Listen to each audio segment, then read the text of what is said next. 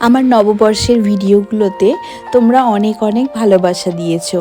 কালকে যে ভিডিওগুলো আপলোড করেছিলাম অনেকেই দেখলাম আমাকে মেসেঞ্জারে আর কমেন্টে লিখেছো যে সব কিছু এত কিছু গুছিয়ে কিভাবে করলে। আসলে ঠিকঠাক প্ল্যান করলে সব কিছু করা সম্ভব, আর আমি আগে থেকে প্ল্যানও সেইভাবে করিনি। তবে হ্যাঁ, কী মিষ্টি বানাবো এটা আগে থেকে ভেবেছিলাম।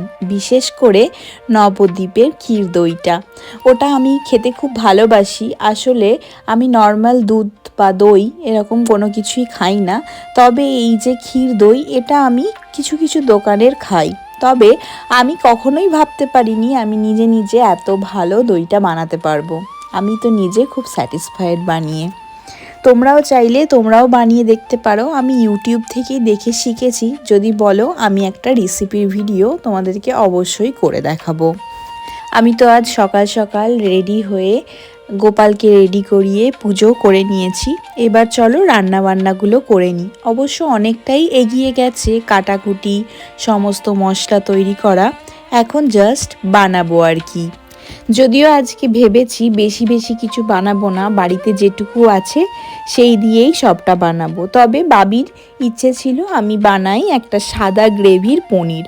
তো পনির তো কেনা ছিল না, তাই জন্য দুধটাকে ফুটিয়ে ওটা থেকে পনির বানিয়ে নিয়েছি বাড়িতেই, দিয়ে এই সাদা গ্রেভি দিয়ে শাহি পনির বানালাম।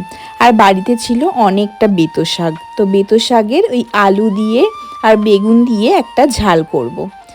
রান্না করার পর এখানে বসেছিলাম অনেকক্ষণ, তারপরে এই বাবি আসলো, তাই জন্য একটু চা আর আগে থেকে করে রাখা ভেজিটেবল চপ ভেজে নিয়েছি আর বিস্কিট। চায়ের সাথে বিস্কুটটা না খেলে কি হয়। আর এই দেখুন সমস্ত রান্না বান্না পুরো আমার কমপ্লিট হয়ে গেছে। আসলে পুরো রান্নার ভিডিও দিলে পারে ভিডিওগুলো না অনেকটা বড় হয়ে যায়, আর অনেকটা বড় ভিডিও কেউ সেইভাবে হয়তো দেখতেই চায় না। চলুন দেখাই কি বানিয়েছি আজ। যদিও আমি দেখাবো না, সবটা বাবি দেখাবে। প্রথমেই ছিল সাদা ভাত, তারপরে ছিল ভেজ ডাল মুগের, আর যেমন বিয়ে বাড়িতে হয় না অমনি। আর তারপরে ছিল এই বেতো শাকের চচ্চড়ি, বেগুন ভাজা, পোস্তর বড়া, ভিন্ডি ভাজা আর পটল ভাজা।